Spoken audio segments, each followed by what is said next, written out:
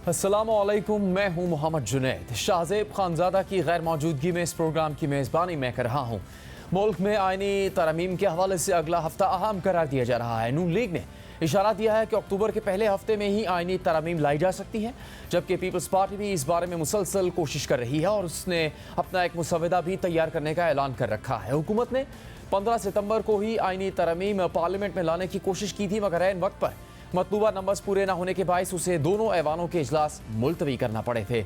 इसी तनाजुर में मरकजी हैसियत मौलाना फजलुर रहमान की थी, जिन्होंने हुकूमती मुसवदा देखने के बाद उसके हक में वोट देने से इनकार कर दिया था और उसके बाद से अब तक पीपल्स पार्टी ही मौलाना फजलुर रहमान से राबते कर रही है। पीपल्स पार्टी के वफ़द ने जुमे की रात को भी मौलाना फजलुर रहमान से मुलाकात की, जबकि तहरीक इंसाफ भी मुसलसल मौलाना से राबते में है। बिलावल भुट्टो जरदारी ये कह चुके हैं कि आईनी अदालत मजबूरी भी है और ज़रूरी भी है और हम आईनी अदालत बनाकर रहेंगे, जबकि मुल्क में आईनी अदालत के क़याम पर मौलाना फजलुर रहमान भी राज़ी है, ताहम उन्हें आईनी तरमीम में दीगर हुकूमती तजावीज़ से इख्तिलाफ है।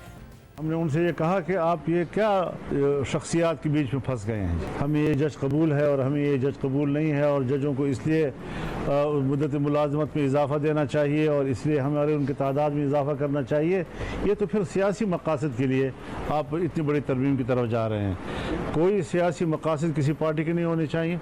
आप अदलिया में इस्लाहात लाएँ और आप एक कॉन्स्टिट्यूशनल कोर्ट की तरफ जाएँ जो हमारे COD का हिस्सा है।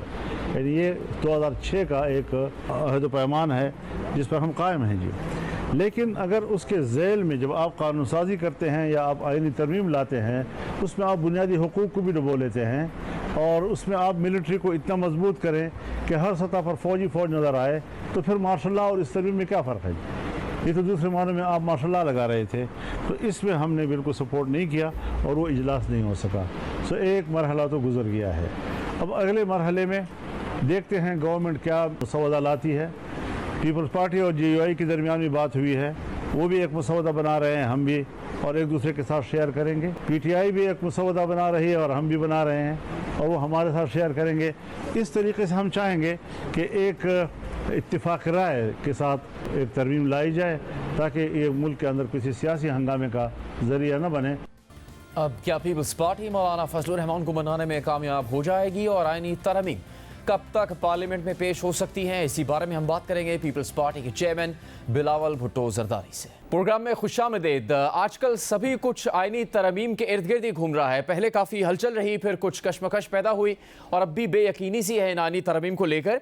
आप काफ़ी मुलाकातें कर रहे हैं, वकला से भी बातचीत कर रहे हैं, मौलाना के साथ भी आपकी टीम मशावरत कर रही है, एक मुसवदा आपकी तरफ से तैयार किया जा रहा है, एक मौलाना तैयार कर रहे हैं।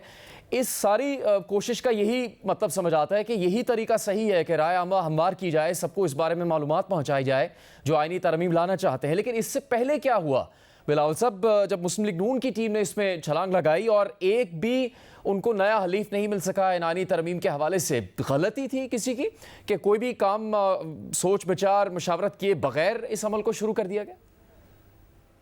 ऐसे भी मेरा ख्याल में anyway, thank you so much for having me. जहाँ तक आईनी तरमीम की बात है, स्पेसिफिकली जुडिशल रिफॉर्म्स की बात है, उस पे ये पाकिस्तान पीपल्स पार्टी के लिए ना कोई नई बात है। हम काफ़ी देर से इस पे अपना सियासत भी कर रहे हैं, अपने एडवोकेसी भी कर रहे हैं और आज भी मैं वही कर रहा हूँ। जहाँ तक ये पिछली कोशिश की ज़िक्र हो रहा है, उसमें ज़रूर हुकूमत का अपना तैयार किया गया एक बड़ा तफसीली अमेंडमेंट के लिए सजेशंस, कच्चा ड्राफ्ट एक्सेट्रा मौजूद भी था। जहाँ तक मेरा इल्म में बात था या मेरा अंडरस्टैंडिंग था वो ये कि हुकूमत के पास मुख्तलिफ पार्टीज़ इंक्लूडिंग GUI का सपोर्ट भी मौजूद था उस बिल के हवाले से। और उस कॉन्टेक्स्ट में तब भी पाकिस्तान पीपल्स पार्टी का अपना पहले से तैयार किया गया जो सजेशंस है, ड्राफ्ट कह दे, कॉन्स्टिट्यूशनल कोर्ट के हवाले से और जुडिशल अपॉइंटमेंट्स के हवाले से, उस पर हमने हुकूमत से बात भी की। उन्होंने हमारे काफ़ी पॉइंट्स भी इनकॉर्पोरेट किए।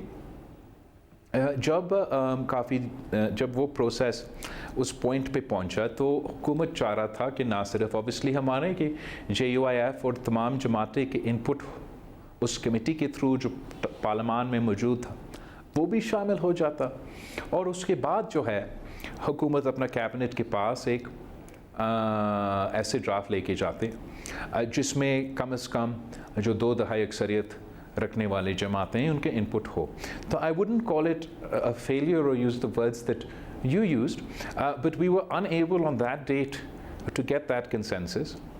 اس بات پہ بھی کوئی مسئلہ نہیں ہے کہ اگر مولانا صاحب کی یہ سوچ ہے کہ وہ نہ صرف اپنا پارٹی کی سپورٹ پر ایک براڈر کنسنسس اپوزیشن میں بنانا چاہتا ہے تو وہ بھی ایک نیک خواہش ہے, اس کا بھی کوشش ہونا چاہیے. جہاں تک میرا رول یا پاکستان پیپلز پارٹی کا رول, انیشلی تو اس حد تک محدود تھا کہ میں حکومت سے بات کر رہا تھا اور حکومت کی تجویز کے ساتھ ساتھ میں اپنی پارٹی کا انپٹ دے رہا تھا. جب اس پورا پروسیس کے بعد یہ اندازہ ہوا کہ مولانا فضل الرحمان صاحب اور حکومت کے ڈرافٹ کے درمیان ایک بہت ہی بڑا فاصلہ تھا, تو اسی لیٹ نائٹ کمیٹی میٹنگ میں یہ فیصلہ کیا گیا کہ اگر یہ الزام تراشی ہو رہا تھا اس میٹنگ میں, اگرچہ ہم کسی ایک بندہ کا بات مانیں کہ حکومت اس سچویشن میں پارٹیزان پلیئر ہے, اور اب دوسرے لوگوں کا یہ بات مانیں کہ جو اپوزیشن ہے, خاص طور پہ جو پی ٹی آئی سے تعلق رکھنے والے سیاستدان ہیں, وہ بھی ایک پارٹیزن پلیئر ہے, تو اس قسم کے الزامات نہ پیپلز پارٹی اور نہ مولانا فضل الرحمان صاحب کی جماعت پہ لگ سکتا ہے.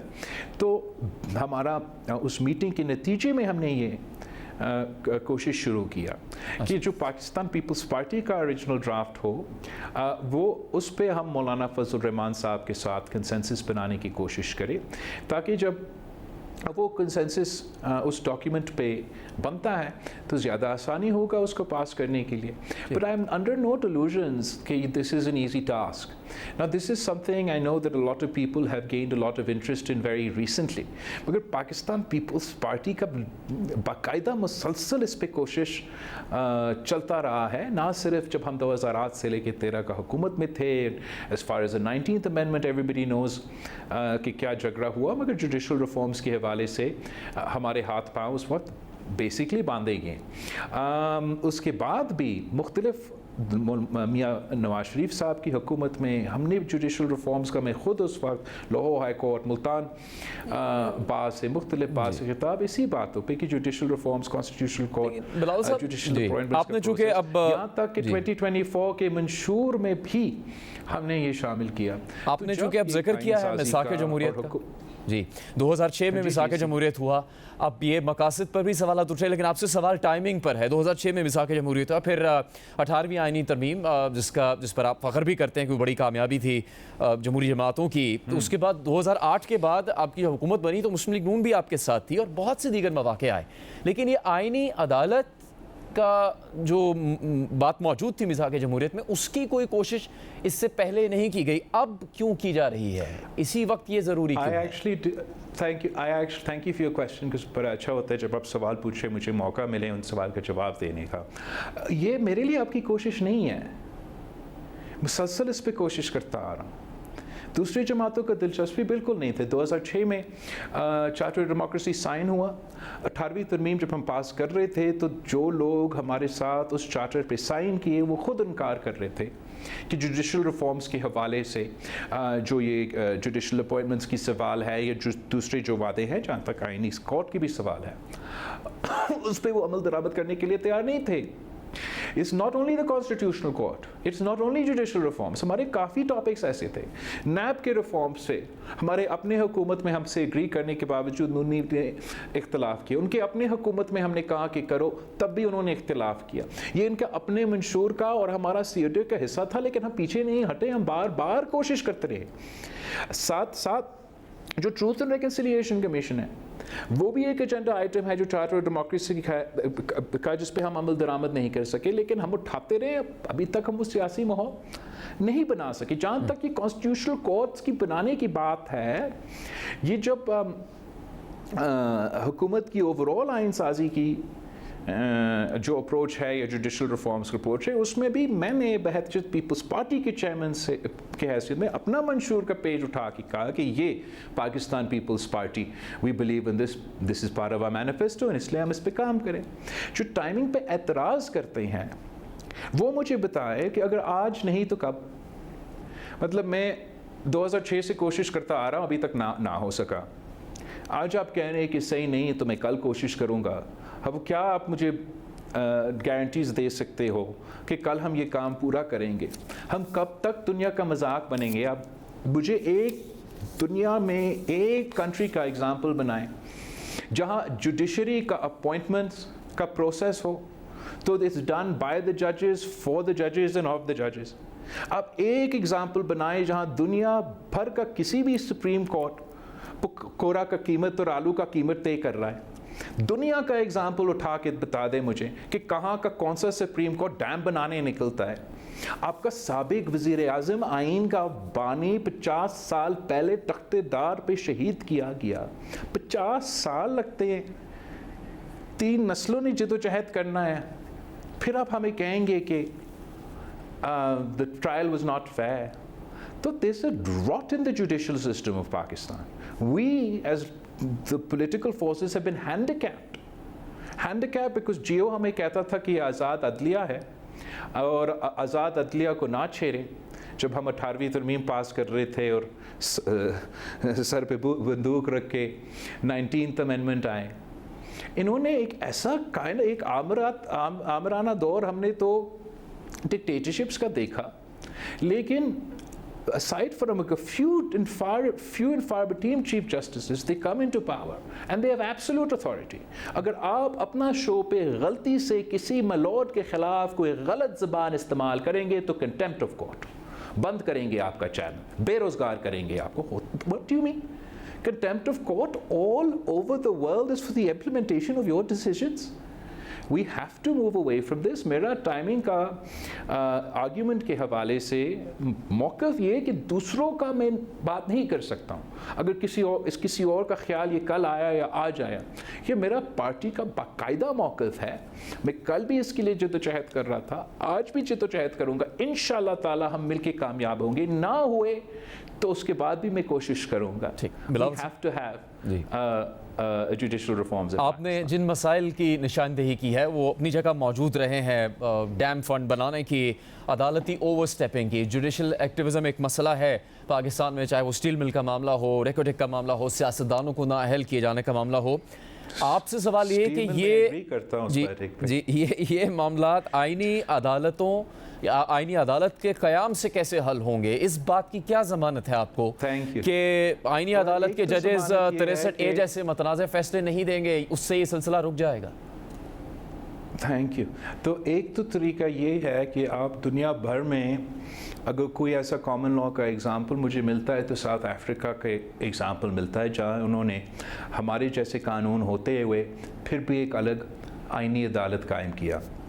और एक जो हमारा उनके साथ इश्यूज़ मिलते जुलते हैं वो ये कि वहाँ भी मुख्तलिफ डेमोग्राफिक्स का बाइफिकेशन होता है और एक आइनी अदालत इन सारे डिफरेंसेस के बावजूद एक कंसेंसस बना सकते हैं। जो दूसरा बहुत ज़रूरी बात है वो ये कि हम ना सिर्फ एक आइनी अदालत, मैंने आज की भी PLF की तकरीर में ये कहा कि सिर्फ एक आइनी अदालत या आइनी बेंच बनाने से तमाम मसले हल नहीं होते हैं। इसके साथ साथ हमने जुडिशल अपॉइंटमेंट का प्रोसेस भी हल करना है।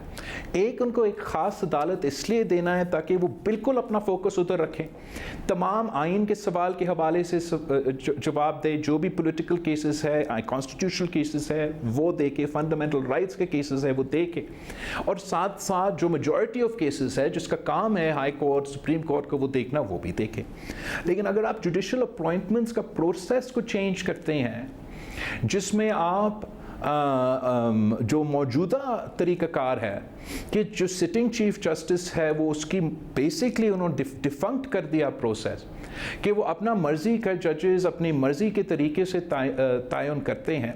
सो what we have resulted is from the Iftikhar Chaudhry court a perpetualization of this concept of super judicial activism that is not found anywhere else in the world. The only counter to that is for us to have a proper appointment for the process of judges that is not one that is just and exclusively left in the domain of the higher judiciary that protects the concentration of powers in the hand of any one individual, but actually a consensus decision of a forum that, sure, it can include members of the judiciary, but must also include members of the opposition and the government, must also include members of the bar, और उन सब के पास ये इख्तियार हो कि वो नाम तजवीज़ करे, उस नाम पे डिबेट करे, और जो कंसेंसस बने वो कंसेंसस के बाद वो जज बने। वो आपको एक ऐसा मौका देगा जो कि तमाम पार्लियामेंट्स के पास इख्तियार है, मगर आपका बेचारा पार्लियामेंट के पास इख्तियार नहीं है कि वो जो जजेस का पूरा जूरिस्प्रूडेंस है उसको एग्जामिन किया जा सकता है आईनी कोर्ट पे बिठाने से पहले। और जो हमारा सुप्रीम कोर्ट के जजेस होते हैं, कभी कोई कमर्शियल जज का प्रैक्टिस होता है, कब कोई क्रिमिनल का, बड़ी रेयरली कोई वो कॉन्स्टिट्यूशनल के एक्सपर्ट्स होते हैं, उनको वो हर इशू पे। तो if we can bifurcate the two, then there'll be a specific focus on the constitutional and the political issues, and we can also simultaneously with the other court address the pendency of cases and the long log jam of issues that is a result of the fact that the judges spend more time on political cases than they do on the cases of the public. तो मिलाद साहब, अगर आप जजेस की तकर्रुरी के तरीक़ेकार की बात कर रहे हैं तो आप इससे पहले जिक्र भी कर चुके हैं, अमेरिका की मिसाल दी जा चुकी है, तो वहाँ तो तैनाती का अमल फिर सिर्फ जज साहिबान के लिए नहीं है, वहाँ तो सेक्रेटरी ऑफ स्टेट के लिए भी है, वहाँ तो एम्बेसडर्स के लिए भी है, आर्मी चीफ के लिए भी है, वो कांग्रेशनल कमेटी के सामने पेश हुए बगैर, उनकी मंजूरी के बगैर नहीं तैनात हो सकते। तो पाकिस्तान में सिर्फ जजेस या चीफ जस्टिस के लिए क्यों? नहीं, बोले एक तो जजेस और चीफ जस्टिस नहीं करते इस वक्त ऐसे नहीं करते, वो अपनी मर्जी के करते हैं। आप या उनके साथ प्रैक्टिस करते हो या उनके साथ रिश्तेदारी रखते हो तो उस पर आप जज बनेंगे, वरना नहीं बन सकते। जहाँ तक आप कह रहे हो कि अमेरिका के निज़ाम में हर फेडरल अपॉइंटमेंट के लिए इस किस्म का ग्रिलिंग होता है, वो बिल्कुल सही है। हम शुरू करते हैं अदालत के साथ, वहाँ जो जुडिशरी के अपॉइंटमेंट्स हैं, एक्चुअली जो पीपल्स पार्टी का प्रपोजल है, जो अपना प्योर पीपल्स पार्टी का प्रपोजल है, that takes us back to the 18th amendment, and the 18th amendment give parliament the choice, parliament the veto, and the suggestions would come from the judiciary. जो compromise बनता जा रहा है वो ये कि हम दोनों पार्लियामेंट और जुडिशरी कमेटी को मिला के मिल के फैसला करें, चले कंसेंसस की तरफ। I don't mind that, but the power that they have in parliament, they don't, in America या इन ब्रिटेन या anywhere else, they don't ask the judiciary. They don't ask them about the laws they're making. They don't ask them about the judges they're appointing. पार्लियामान खुद बैठता है और बिल्कुल president का nomination पे, कोई और नहीं करता, कोई जज नहीं करता। प्रेसिडेंट फैसला करता है कि मैंने फ़लाँ बंदा को जज बनाना है, और वो फ़लाँ बंदा फिर पार्लियामेंट का कमेटी के सामने पेश होता है। बिल्कुल। और जिस तरीके से वो इंटरव्यू उसका करता है, मैं आपको बताऊं, शाहजेब खानज़ादा साहब भी बैठा होता, वो इस किस्म का इंटरव्यू किसी गेस्ट के साथ नहीं करते। जो अमेरिकन के सियासतदान के सेनेटर्स उनके मुस्तकबिल के जजेस से करते हैं। आप अपनी बात जारी रखिएगा, सवाल यही तो हो रहा है कि वहाँ सिर्फ जजेस से नहीं होता कमेटी में इंटरव्यू, तो फिर और ओहदों के लिए भी लोगों से होता है। चले, अब वो दूसरे ओहदों के लिए भी मैं करने के लिए तैयार हूँ, मगर जो इस वक्त बहस हो रहा है वो अदालत के हवाले से है और अदालत की अपॉइंटमेंट के हवाले से है। तो जो मैं एग्जाम्पल वहाँ के दे रहा हूँ, मैं आपको ये बताने की कोशिश कर रहा हूँ कि even the compromise suggestion that we are giving, where we're allowing for the judges to have a role in the appointment, still in our compromised judicial reform, that is not something that's there. There it's completely an executive domain. They nominate, and then it's completely the legislature's domain, the Senate's domain, that they confirm, and then that person becomes a judge of the Supreme Court. वहाँ ना आज़ादी अदलिया का आज़ादी का सवाल इस पे उठता है, ना सियासतदानों को पता कुछ नहीं है कानून का, वो किसको बता, कोई नहीं पूछता। वो कहते हैं इनके पास मैंडेट है, वो मुंतखब है। आप इस किस्म का प्रोसेस चाहते हो ब्यूरोक्रेसी का अपॉइंटमेंट्स के लिए, हम कर सकते हैं। आप इस किस्म के प्रोसेस चाहते हो फौज में जो तैनाती होते हैं, या वुडंट बी फॉर फौज because it's not actually the brigadiers and the generals जिसको अप्रूव होना पड़ता है, उनका सेक्रेटरी ऑफ डिफेंस को और इस किस्म के ओहदेदार को सेनेट कंफर्म करते हैं। तो वो आप लेकर आ सकते हैं, मैं किसी को रोक नहीं रहा हूँ, लेकिन इस वक्त मैं कह रहा हूँ कि जब तक यही होगा कि आप with in the judiciary, by the judiciary and for the judiciary फैसले करेंगे, तो वो कोर्ट्स भी ऐसे चलेंगे, और यही वजह है कि इनका पूरा फोकस इस पे रहा है। इनका कोई दिलचस्पी इस पे नहीं रहता कि अवाम को इंसाफ देना है, हमने मसाइल का हल निकालना है। वहाँ भी एक किस्म का जुडिशल सियासत शुरू हुआ है, एंड अगर उसको आपने रोकना है तो you have to, and I am not, मेरा ये ना ये मेरा नक्शा है, ना मैंने ये सोच के, ये शहीद मोहतरमा बेनज़ीर भुट्टो और मियाँ मोहम्मद नवाज शरीफ साहब ने ये ना सिर्फ कंसेंसस दोनों जमातों के हद तक, मतलब तमाम सियासी जमातें including JUI, including PTI, endorsed the Charter of Democracy every single year, even in 2023, August 2023, civil society आप इसी इस्लामाबाद में बैठ के इन्होंने कॉन्फ्रेंस रखा, चार्टर ऑफ डेमोक्रेसी 2.0 का नाम दिया, उसमें पीपल्स पार्टी के नुमाइंदे, PTI के नुमाइंदे, सिविल सोसाइटी के नुमाइंदे, लॉयर्स कम्युनिटी के नुमाइंदे, और उन्होंने पूरा चार्टर, जैसे आप कह रहे हैं कि फ्रीडम ऑफ द प्रेस पे, फ्रीडम ऑफ अदर थिंग्स पे, लेकिन जो पहला डिमांड था वो ये कि आईनी अदालत बनाएं। इसलिए आज से नहीं, ये काफ़ी एक पुराना मुतालबा है, और अगर हम समझते हैं कि सियासी तौर पे आज मुमकिन है कि ये हम करें, तो हम ज़रूर कोशिश करेंगे। तो बिलावल साहब, फिर टाइमिंग के अलावा ये भी है कि क्या ये पर्सन स्पेसिफिक मामला है किसी हद तक? इमरान खान साहब तो मुसलसल ये तनकीद कर रहे हैं कि सब जल्दबाजी जस्टिस काजी फ़ायज़ ईसा के लिए हो रही है। आप लोग चाहते हैं कि जस्टिस काजी फ़ायज़ ईसा को तौसी मिले, चूँकि उस मौक़िफ़ को इसलिए तक़वियत ज़रूर मिल रही है कि आप ऐन उस मौके पर कर रहे हैं जब 25 अक्टूबर में बहुत कम वक्त रह गया है और काजी फ़ायज़ ईसा की रिटायरमेंट की डेट है, तो ये पर्सन स्पेसिफिक है। मैं समझता हूँ कि ये तो ज़रूर PTI का कोशिश रहा है, PTI का कोशिश शुरू दिन से ये रहा है कि हर ओहदा को मुतनाज़ा बनाया जाए, पार्टिज़ान बनाया जाए, और ये हमला जस्टिस फ़ायज़ ईसा पे आज से शुरू नहीं हुआ, ये हमला शुरू हुआ PTI के दौर से। जहाँ तक इस आइन साजी और कानून साजी के हवाले से है, पाकिस्तान पीपल्स पार्टी का ना आज ना कल, ना मेरा ओरिजिनल ड्राफ्ट, ना मेरा चार्टर ऑफ डेमोक्रेसी, ना मेरा मंशूर, ना मेरा आज legislation draft is person specific as far as Justice Faiz Issa is concerned. If you want to ask why is Maulana Fazlur Rahman, why is PTI, why is Noon League voting, not voting, वो तो इनका अपना context होगा। मैं आपको बता सकता हूँ कि हम किसी person specific legislation ना चाहते हैं, ना कभी भी चाहते हैं। मगर मैं Justice Faiz Issa के बारे में इतना तो कहूँगा कि he is the first Chief Justice of the Supreme Court of Pakistan that has been even willing to consider diluting the powers of the Chief Justice of Pakistan. ये पहले सियासत के मैदान में सदर ज़रदारी में प्रेसिडेंसी के साथ किया था कि तमाम प्रेसिडेंसी का पावर्स जो मुशर्रफ ने उस ओहदे में इकट्ठा किया, उसने वो पावर्स पार्लियामान को और प्राइम मिनिस्टर को डिवॉल्व किया, और ये पहला चीफ जस्टिस है जस्टिस फ़ायज़ ईसा जिसने पार्लियामान का एहतराम करते हुए, अगर उसके पावर्स पे कोई कतकन लगे या ना लगे, उसने उस कॉन्सेप्ट के साथ दिया। तो ऑब्वियसली ये एक अच्छा उम्मीद है कि आगे जाके भी ऐसा ही रहेगा। हम सियासी तौर पे पूरा कोशिश करेंगे कि हम ये लेजिस्लेशन जैसे ही हमें 2/3 अक्सरियत मिले, वो कल हो, परसों हो या आगे जाके हो, हम इसको लेकर आए और आइन साजी करके मुकम्मल करें। मैं आपसे ज़रूर ये सवाल करूँगा कि ये जो जल्दबाजी और टाइमिंग की बात कर रहे हैं, शायद उनका उम्मीद ये हो कि जिस तरीके से माजी में भी जुडिशल रिफॉर्म्स को सैबोटेज किया गया by a coordination between the bar and the bench and political parties, शायद वो समझ रहे हैं कि इस तरीके से वो हमारा आइन साजी को आगे जाके सैबोटेज कर सकेंगे।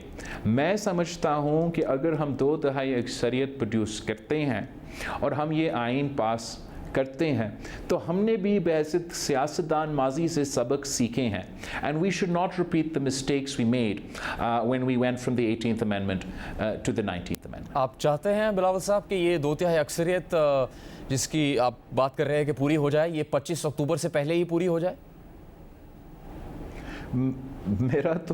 मैं चाह रहा हूँ कि 2/3 अक्सरियत हमें मिले।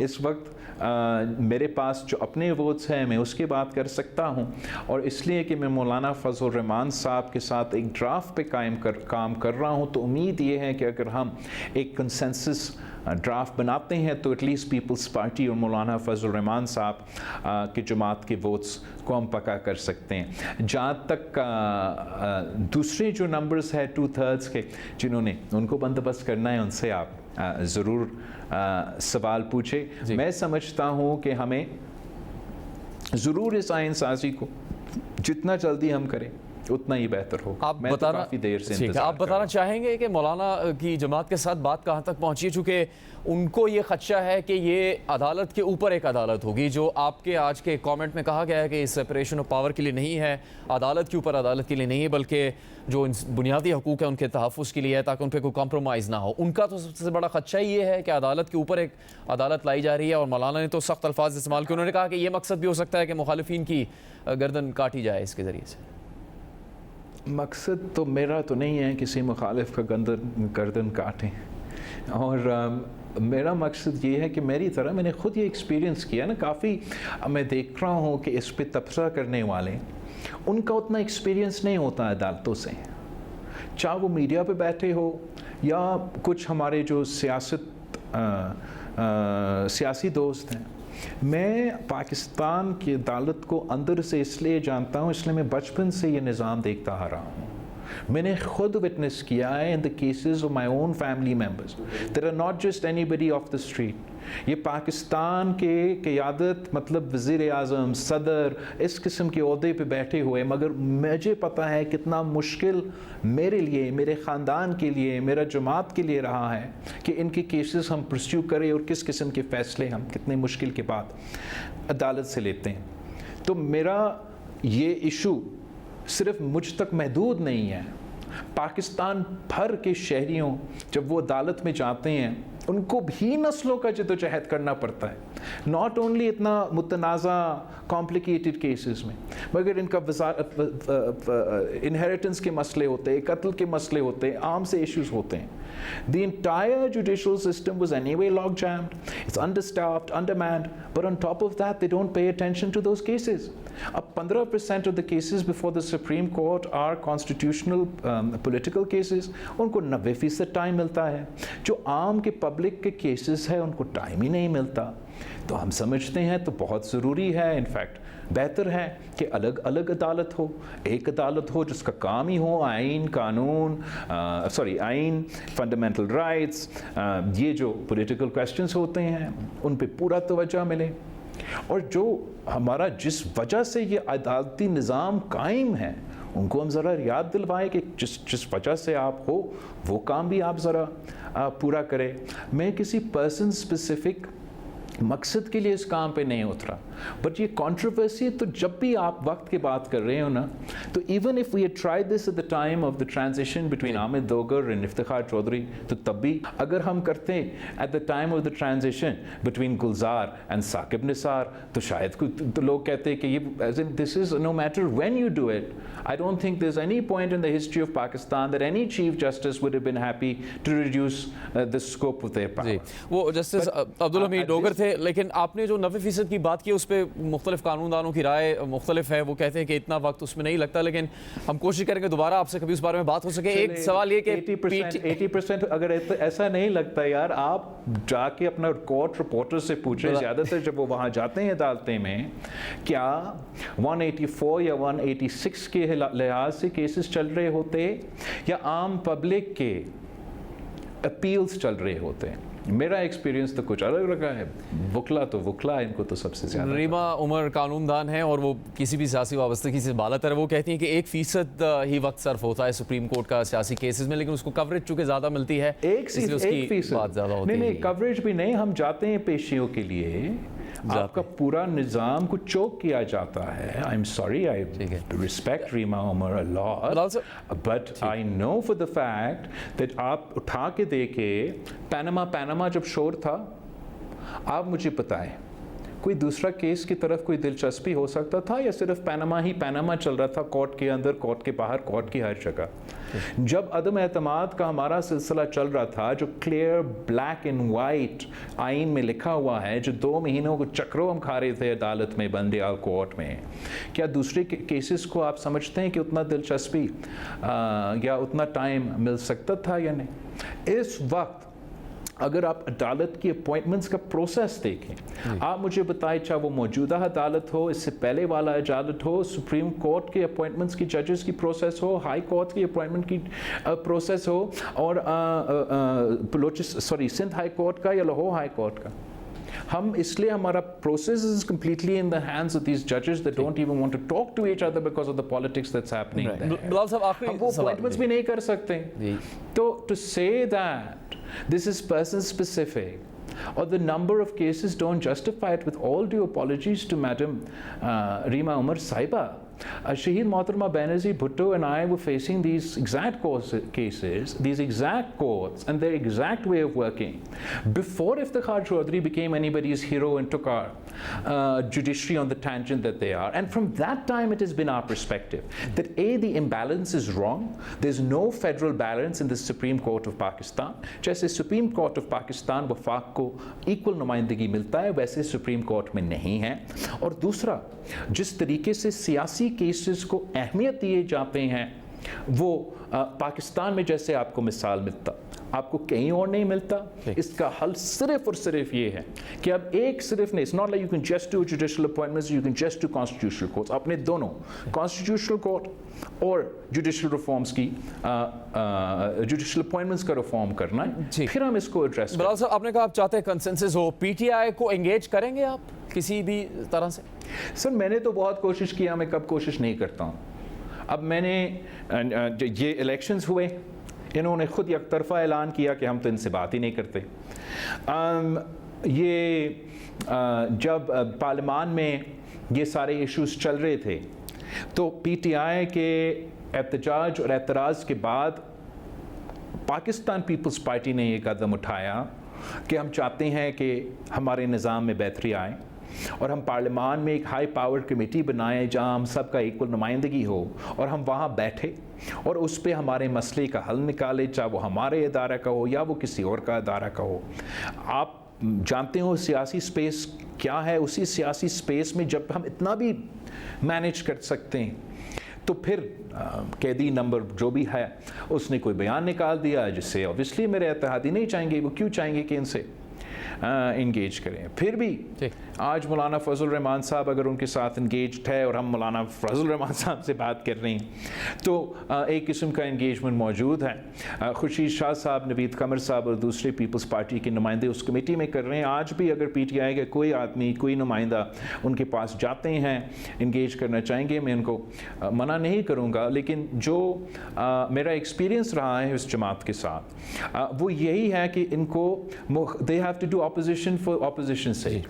اور جو بھی ہم کریں، جو بھی میں کوشش کروں، جس طریقے سے میں کمپرومائز یا کنسنسس بنانے کی کوشش کروں، ان کا خاص مقصد ہے.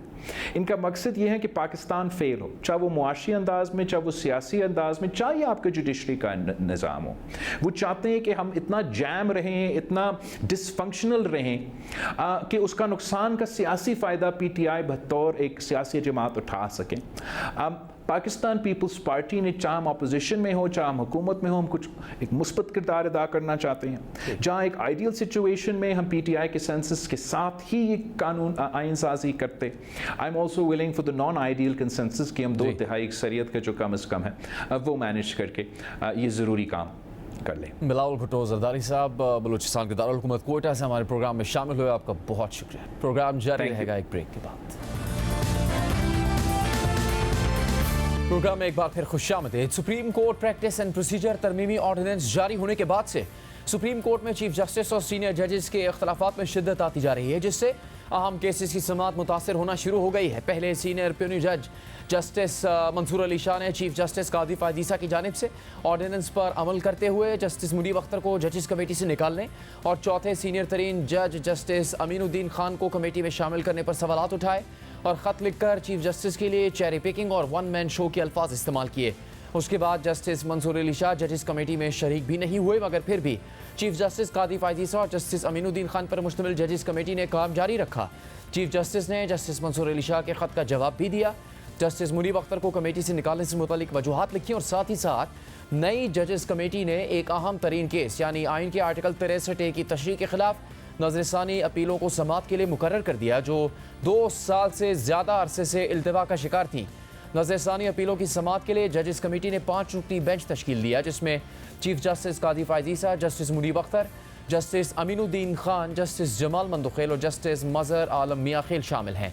आज इस लार्जर बेंच ने आर्टिकल 63A के फैसले पर नजरसानी अपीलों पर पहली समाअत करनी थी, मगर पहली समाअत में ही नया तनाज़ा खड़ा हो गया। चीफ जस्टिस समेत बेंच के 4 अरकान तो समाअत के लिए कमरा अदालत पहुंचे, मगर जस्टिस मुनीब अख्तर नहीं आए और उनकी जानिब से रजिस्ट्रार सुप्रीम कोर्ट को एक ख़त भेजा गया, जिसमें जस्टिस मुनीब अख्तर ने supreme court practice and procedure act तरमीमी ऑर्डिनेंस का हवाला देकर समाअत में शरीक ना होने की वजूहात बताई हैं। जस्टिस मुनीब अख्तर के ख़त के मुताबिक आर्टिकल 63A से मुतालिक नजरसानी अपीलों पर आज 5 रुकनी बेंच के सामने समाअत मुकर्रर है। इस बेंच को 23 सितंबर 2024 को प्रैक्टिस एंड प्रोसीजर एक्ट तरमीमी ऑर्डिनेंस के तहत दोबारा तश्कील दी गई कमेटी ने बनाया था। 23 सितंबर को ही सीनियर प्यूनी जज ने अपने नोट के जरिए इस ऑर्डिनेंस से मुतालिक कई अहम आइनी सवालात और इशूज़ उठाए थे, जो प्रोसीजरल और कानूनी दोनों तरह के थे। चीफ जस्टिस ने 25 सितंबर को अपने ख़त के जरिए इस नोट का जवाब दिया, मगर बजाय इसके कि ख़त में खदशात का जवाब दिया जाता, बदकिस्मती से ये ख़त मनफी मुहिम और ख़ुद नुमाई की मशक से ज़्यादा और कुछ नहीं है। बदकिस्मती है कि चीफ जस्टिस ने खुद को इस तरीके से उलझाने का इंतखाब किया और आइनी इशूज़ के जवाब नहीं दिए गए। जस्टिस मुनीब अख्तर ने मज़ीद लिखा कि मैं ये भी कहना चाहता हूँ कि मज़कूरा अपीलें सुनने के लिए बेंच बनाने का मामला 18 जुलाई 2024 को कमेटी की मीटिंग के दौरान एजेंडा पर अचानक सामने आया। बज़ाहिर ये कमेटी बनने के बाद पहली दफ़ा था, अगरचे इस मीटिंग में इस केस को सुनने के लिए कोई बेंच नहीं बनाया गया, लेकिन चीफ जस्टिस जो अक़लियत में थे उन्होंने सीनियर प्यूनी जज की सरबराही में 5 रुकनी बेंच बनाने की तजवीज़ थी, मगर अब ये तजवीज़ तर्क कर दी गई है और चीफ जस्टिस ने खुद इस केस की कमान संभाल ली है और ये उन वजूहात की बिना पर है जो नामालूम नहीं है।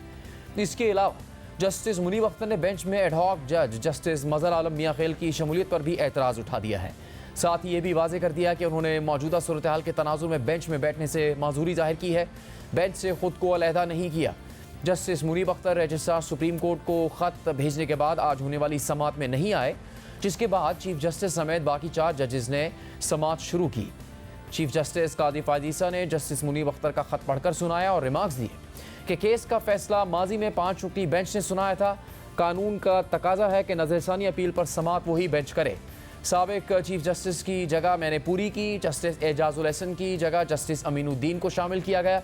जस्टिस मुनीब अख्तर ने आज मुकदमात की समाअत की है, वो टी रूम में भी मौजूद थे। उनका आज की इस समाअत में शामिल ना होना उनकी मर्जी थी। हम कल दोबारा इस नजरसानी केस की समाअत करेंगे। उम्मीद करते हैं कि जस्टिस मुनीब अख्तर कल समाअत में शामिल होंगे। हम जस्टिस मुनीब अख्तर से दरख्वास्त करेंगे कि बेंच में बैठें, वरना बेंच की तश्कील असर नौ होगी। जस्टिस मुनीब अख्तर बेंच में शामिल होते हैं नहीं, दोनों सूरतों में कल केस की समाअत होगी। इसके बाद अदालत ने आर्टिकल 63A की नजरसानी अपीलों पर समाअत कल 11:30 बजे तक मुलतवी कर दी। सुप्रीम कोर्ट में आज की समाअत का तहरीरी हुक्मनामा भी जारी हुआ है, जिसके मुताबिक रजिस्ट्रार को हिदायत की जाती हैं कि इस हुक्मनामे को जस्टिस मुनीब अख्तर के सामने रखें और साथ ही उनसे बेंच में शमूलियत की दरख्वास्त करें। लेकिन अगर वो बेंच में शामिल नहीं होते तो प्रैक्टिस एंड प्रोसीजर कमेटी को उनकी जगह किसी और जज को बेंच में शामिल करना पड़ेगा। इस हुक्मनामे के बाद जस्टिस मुनीब अख्तर ने रजिस्ट्रार सुप्रीम कोर्ट को एक और ख़त लिख दिया है और मौक़िफ़ इख्तियार किया है कि सुप्रीम कोर्ट के 5 रुकनी बेंच में आज सिर्फ 4 जजेस बैठे, जिनके हुक्मनामे की मेरे नज़दीक कोई कानूनी हैसियत नहीं है। इस सूरत हाल में 4 जजेस के जवाब में सिर्फ यही कह सकता हूँ कि मेरे आज भेजे गए पहले नोट के ऊपर दोबारा तवज्जो दी जाए। इस ख़त के बाद चीफ जस्टिस कादी फायजीसा ने प्रैक्टिस एंड प्रोसीजर कमेटी का इजलास कल सुबह 9 बजे तलब कर लिया है, जिसमें आर्टिकल 63A की नजरसानी अपीलों पर समाअत के लिए नया बेंच तश्कील दिया जाएगा। प्रोग्राम जारी रहेगा, एक ब्रेक। इसराइल की जारियत बढ़ती जा रही है। 1 साल पहले इसराइली जारियत का सिलसिला जो गाजा से शुरू हुआ था, अब यमन, शाम और लबनान तक फैल गया है। ईरान भी इसराइली कार्रवाइयों की इज़्ज़त में है। इसराइल जब चाहता है, जहां चाहता है और जिसे चाहता है बआसानी निशाना बना रहा है और गुज़श्ता साल 7 अक्टूबर से अब तक इस्माइल हनिया और मोहम्मद हनीफ समेत दीगर अहम हमास रहनुमाओं को निशाना बना चुका है। इसके अलावा हिजबुल्लाह के सरबरा हसन नसरुल्लाह, फवाद शुक्र और अकील वहबी समेत अहम रहनुमा इसराइली जारियत का निशाना बन चुके हैं। नौबत यहाँ तक आ गई है कि इसराइली हमले में हसन नसरुल्लाह की मौत की तस्दीक होने के बाद ईरान के सुप्रीम लीडर آیت اللہ خامنائی کو بھی محفوظ مقام پر منتقل کر دیا گیا۔ جمعے کو جب اسرائیلی وزیر اعظم نیتن اقوام متحدہ کی جنرل اسمبلی سے خطاب کر رہے تھے، اس وقت وہ حزب اللہ کے سربراہ حسن نصر اللہ کو نشانہ بنانے کی اجازت دے چکے تھے، اور اس حوالے سے اہم تفصیلات بھی سامنے آئی ہیں۔ امریکی اخبار نیو یارک ٹائمز کے مطابق اسرائیل کے 3 سینئر دفاعی عہدیداروں نے کہا ہے کہ اسرائیل کو حملے سے مہینوں پہلے حسن نصر اللہ کی لوکیشن کا پتہ تھا۔ ایک عہدیدار کے مطابق حسن نصر اللہ پر حملہ کرنے کا فیصلہ حالیہ دنوں میں کیا گیا تھا، اور اسرائیل نے یہ فیصلہ امریکہ کو بتائے بغیر کیا تھا، کیونکہ انہیں خوف تھا کہ کہیں یہ موقع ہاتھ سے نہ نکل جائے۔ اس حوالے سے ایک اسرائیلی رپورٹ میں کہا گیا ہے کہ حملے کی منصوبہ بندی اس دوران بھی ہو رہی تھی جب اسرائیلی حکام امریکہ کے ساتھ جنگ بندی کی بات چیت میں شامل تھے، اور نیتن یاہو اقوام متحدہ کی جنرل اسمبلی سے خطاب کرنے کے لیے نیو یارک روانہ ہو رہے تھے۔ جبکہ اس حملے سے متعلق چینل 12 کی رپورٹ میں دعویٰ کیا گیا ہے کہ نیتن یاہو نے جنرل اسمبلی کے خطاب سے تھوڑی دیر پہلے حملے کی منظوری دی تھی۔ رپورٹ کے مطابق نیتن یاہو نے حملے کی منظوری نیو یارک میں اقوام متحدہ کی جنرل اسمبلی سے خطاب کرنے سے کچھ دیر پہلے دی تھی۔ جمعرات کو اس فیصلے کی منظوری اسرائیلی کابینہ نے دی، اور وزیر دفاع نے بھی اس کی حمایت کی تھی۔ ایک امریکی عہدیدار نے ٹائمز آف اسرائیل کو بتایا ہے کہ واشنگٹن کو اس وقت حملے کا بتایا گیا تھا جب اس آپریشن کے لیے طیارے ہوا میں تھے، جبکہ ہفتے کو اس حملے میں استعمال ہونے والے جیٹ طیاروں سے متعلق تفصیلات بھی سامنے آئی ہیں۔ خبر رساں ادارے ایسوسیٹڈ پریس کے مطابق اسرائیل نے ہفتے کو حملے میں استعمال ہونے والے جنگی جہازوں کی ویڈیو جاری کی ہے۔ ویڈیو میں دکھایا گیا ہے کہ 8 جنگی جہاز گولہ بارود سے لیس ہیں، جن میں امریکی ساختہ 2000 پاؤنڈ وزنی پینیٹریٹر بموں کے علاوہ درست رہنمائی کرنے والا جدید نظام بھی شامل ہے۔ ان بموں میں استعمال ہونے والے مواد کو حال ہی میں امریکہ نے اسرائیل کو بھیجا تھا۔ ایک جنگی ماہر کے مطابق ان بموں کو بنکر بسٹرز کہا جاتا ہے۔ حزب اللہ کے سربراہ کو نشانہ بنانے کے بعد اسرائیل نے لبنان میں کارروائیوں کا دائرہ بڑھا دیا ہے، اور آج پھر اسرائیلی وزیر دفاع نے لبنان میں جنگ کا نیا مرحلہ شروع کرنے کی دھمکی دی ہے۔ اہم بات یہ ہے کہ گزشتہ ہفتے بیروت کے جنوبی علاقوں سے شروع ہونے والا اسرائیلی حملوں کا سلسلہ اب شہر کے محفوظ سمجھے جانے والے وسطی علاقوں تک پھیل چکا ہے۔ 7 اکتوبر کے بعد پہلی دفعہ اسرائیل نے بیروت کے وسطی علاقے کو نشانہ بنایا ہے، اور اس کارروائی میں 3 فلسطینی رہنماؤں سمیت 4 افراد مارے گئے ہیں۔ آج بھی بیروت میں اسرائیلی فورسز نے کارروائیاں کی ہیں، اور اب تک 100 سے زیادہ افراد کو شہید کیا جا چکا ہے، جبکہ یہ خبر بھی سامنے آئی ہے کہ اسرائیل نے لبنان میں زمینی کارروائیاں بھی کی ہیں، اور وہ ممکنہ طور پر لبنان میں ایک بڑے زمینی آپریشن کی تیاریاں بھی کر رہا ہے۔ اس کے علاوہ اسرائیلی فضائیہ نے یمن کے 2 ساحلی شہروں کو بھی نشانہ بنایا ہے، جن میں 4 افراد شہید ہو گئے۔ اس ساری صورتحال پر غزہ میں بھی اسرائیلی حملے بدستور جاری ہیں، اور آج بھی غزہ پٹی میں 28 فلسطینی اسرائیل کا نشانہ بن کر شہید ہوئے ہیں۔